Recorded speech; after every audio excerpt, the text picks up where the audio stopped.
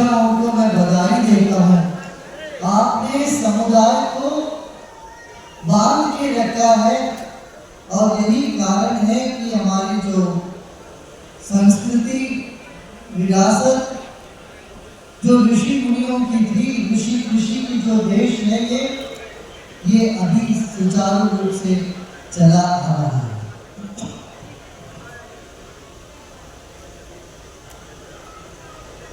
मगर एक बात पर हम सबको ध्यान देना पड़ रहा है, वो नशे की। हमारे सब टीचर वॉलंटियर काफी इस पर काम कर रहे हैं, मगर अभी पर्याप्त नहीं है। आज भी हरियाणा के गांव-गांव में नशे की गंध आ रही है ना? आ रहे कितने लोग हाथ उठा के बताओ, कितने लोग देख रहे? नशे की गंध है। इसको दूर करना है, हम सबका ये जिम्मेदारी है। जो भी नशा बेचता है उसको पकड़ के पुलिस के हवाले करना है, और जो उसका सेवन कर रहे हैं ऐसे बच्चों को योग की शिक्षा में डालना है। क्रिया कराएं, प्राणायाम कराएं, योग कराएं, उससे ये खुमारी चढ़ती है, नशा नहीं। और उनके भीतर खूबी निकलती है, उनके भीतर से रोशनी निकलेगी, दुख नहीं। ऐसा ये परिवर्तन लाना है, ये सब हम सबका काम है। तो मैं आज आवाज दे रहा हूं, आप सब लोग जुटकर, एकजुट होकर के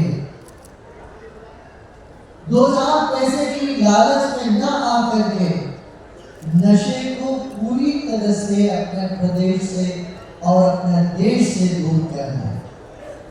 नहीं तो ना फसल बचेगा, ना नस्ल बचेगा, ना हमारे युवाओं में वो शक्ति होगी, वो बल होगा जो अभी आपने देखा यहाँ प्रदर्शन किया, कुश्ती का, खेल का, सब तबाही कर देती है नशा। ये हम सबको पता है, फिर भी हम इसका सहन कर रहे हैं। ये बर्दाश्त नहीं होना चाहिए, बर्दाश्त नहीं करना, सहन नहीं, सहनशीलता यहाँ नहीं चाहिए। आप सब करोगे क्या? आप ये सब गांवों को नशा मुक्त करोगे क्या? हाथ उठा के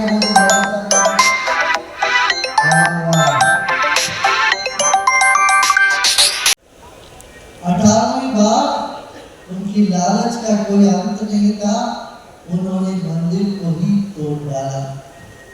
न केवल मंदिर तोड़ा, वहां में जो शिवलिंग था उसको टुकड़े टुकड़े कर दिया। जब उन्होंने उसको तोड़ा था, उस टुकड़ों को लेके कुछ अग्निहोत्री लोग दक्षिण भारत में चले गए। हमारा जन्म स्थान है पापड़ासन के बाजू वाले गांव में, वहां अग्निहोत्री लोग उन टुकड़ों को लेके वहां चले गए। उनसे देखा नहीं जा रहा था, तो उस टुकड़ों को उन्होंने शिवलिंग आकार दे दिया। इतिहास ये कहता है कि शिवलिंग भूस्पर्श नहीं कर रहा था, वो ऊपर जमीन से ऊपर रहता था, हवा में तैरते थे वो शंकर जी, ऐसा शिवलिंग था। अब 100 साल पहले उन्होंने कांची के शंकराचार्य जी से बताया, हम क्या करें, शिवलिंग की मूर्ति हमारे पास है। उन्होंने बताया 100 साल तक इसको मत लेके आओ, हमारे 2024 तक इसको बाहर नहीं लेके आना, बोला राम मंदिर बन जाएगा। उसके बाद बेंगलोर में एक संत है, उनके पास ले जाके गए, ऐसे उन्होंने बताया। उसके बाद उन्होंने अभी 15 जनवरी को वो लेकर लाके हमारे पास लिए हैं। हमने कहा कि ज्योतिर्लिंग है, भगवान शंकर ज्योति स्वरूप है, ज्योतिर्लिंग है, वो हमारे देश में पूरे दुनिया की अमानत है। तो मैंने कहा इनका दर्शन सबको होना चाहिए। तो अभी आपके सामने भी आज हम अकेले नहीं आए, सोमनाथ जी को भी लेकर आए, आपको दर्शन कराए। 1000 साल पहले भी कोई इसका दर्शन कर रहे हो तो आप लोग कर रहे हो। कितने भाग्य है आपके, भाग्य है ना, अपना भाग्य है कि नहीं? बोल शंकर भगवान की, उसे बोलो जोर से, शंकर भगवान की जय जयकार लगा हुआ है। अभी आपको दिखाएंगे, स्क्रीन में से देख लीजिए, स्क्रीन से दिखता है ना वहां?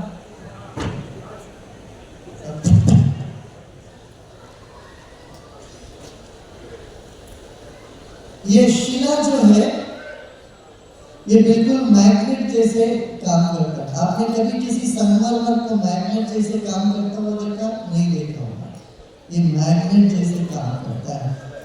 और जितने भी भूवैज्ञानिक है इनको बताया गया, दिखाया गया कि वो बोलते ये पत्थर तो इस दुनिया का नहीं है, ये कोई और जगह से आया है, किसी और ग्रह से आया है। तो आपके सामने यहाँ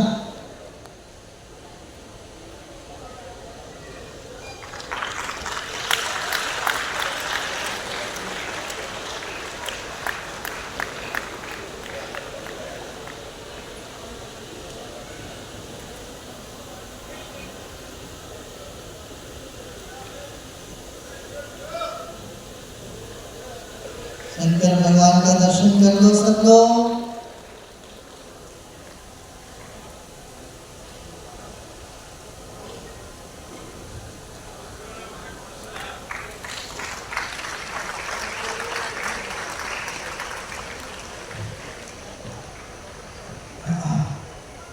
गुरु के पास आते हैं या मंदिर जाते हैं, भगवान के पास जाते हैं, तो ये काम करना पड़ता है सबको। क्या? अपनी सारी चिंताओं को यहाँ छोड़ के चिंतन लेके जाना पड़ा। चिंतन क्या? जीवन का उद्धार, समाज का उद्धार, जीवन में सुख शांति और समाज में उन्नति, यही कामना लेके, ये चिंतन लेकर अपनी सारी चिंताओं को यहाँ छोड़ के जाना पड़ेगा। तो मैं आप सबसे ये आग्रह करूंगा, आप यहाँ से जाओगे, सबका मन प्रसन्न होना चाहिए, तभी मैं मानूंगा कि आप हमारे सत्संग में आए।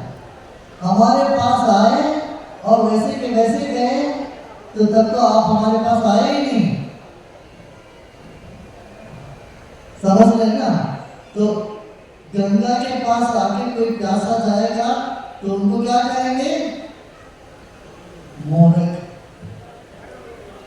इस तरह से गुरु के दरबार में आते हैं तो अपनी सारी चिंताओं को यहाँ छोड़कर मुस्कुराते प्रसन्नता पूर्वक जाना चाहिए और हाथ में और मन में ये संकल्प लेके जाए कि हम अपने गांव को समृद्ध बनाएंगे।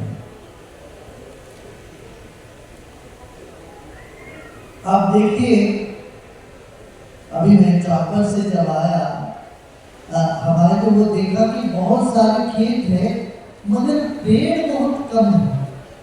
जहाँ पेड़ नहीं होता है तो वर्षा नहीं हो सकती है, फिर हाहाकार लग जाता है। पानी बरस से इसके लिए हमें पेड़ लगाना बहुत आवश्यक है। मैं ये भी एक आग्रह करूंगा आप सब किसानों से, अगले बार हम आएंगे तब तक मुझे पेड़ दिखने चाहिए। हर खेत के बॉर्डर में पेड़ लगाओ भाई, एक एकड़ के चारों ओर पेड़ लगाए, धान उगाए, गेहूं उगाए, मगर उसके जो चारों ओर जो है फल का वृक्ष लगा सकते हैं, अनार लगा सकते हो। अब देखो, अब पहली बार भारत से अनार गया ऑस्ट्रेलिया। हमारे देश में फल हम बाहर से लाते थे, अब हम यहाँ से फल भेज रहे हैं। ऐसा होना चाहिए। भारत में हमें फलों की खेती होनी चाहिए। वो आप अपनी खेती के चारों ओर कर सकते हैं।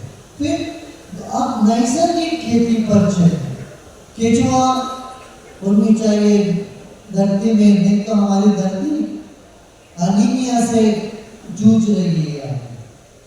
एनीमिया समझते हैं ना, बलहीनता, इसमें सत्य नहीं है, सार नहीं है, ऐसी हो रही है जमीन। तो पृथ्वी को हमें बचाना हो, हमारा जल और स्थल का बचाना हो, तो हमें नैसर्गिक खेती पे जाना चाहिए। ऐसे ही आयुर्वेद को भी आप गांव-गांव में आयुर्वेद चले। मैं यही चाहूंगा एक एक गांव से आप एक एक युवा को आप भेजिए आयुर्वेद पढ़ने के लिए। एक युवती और एक युवक दोनों को आप भेजिए, इनको आयुर्वेदिक डॉक्टर बनाए। आज दुनिया आयुर्वेद को स्वागत कर रहा है, हम भूले जा रहे हैं। हम कुछ भी हो जाए तो अंग्रेजी दवा खाने लगते हैं। बोले अंग्रेजी दवा भी जरूरी है, इमरजेंसी में वो काम करता है, मगर छोटी छोटी चीजों के लिए पहले आयुर्वेद तो करें।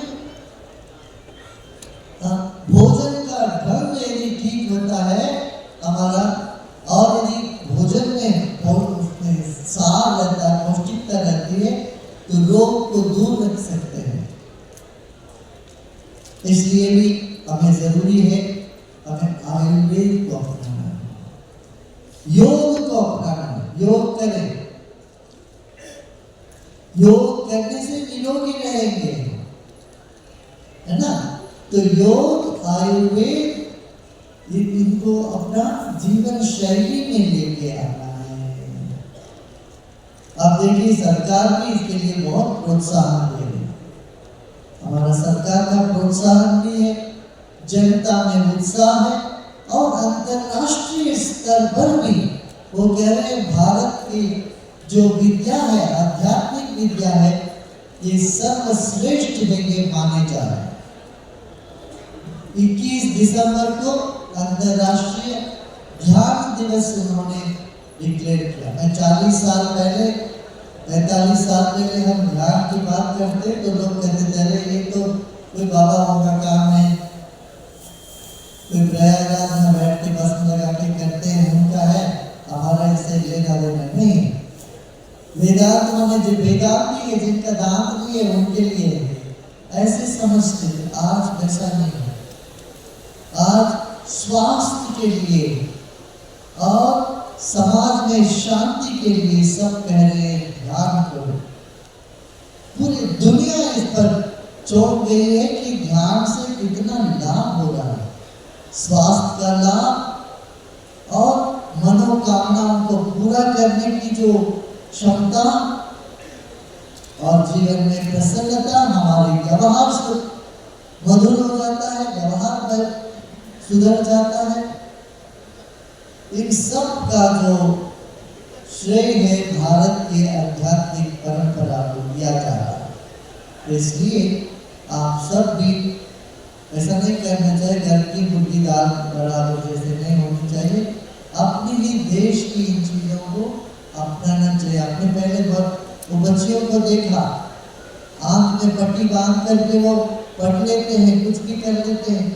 आपने कोई चाबी खो दिया, हीरा खो दिया, कोई चीज खो दिया हो, बच्चे बता देंगे आपको कहाँ आपने खोया, वो कहाँ पड़ा हुआ है।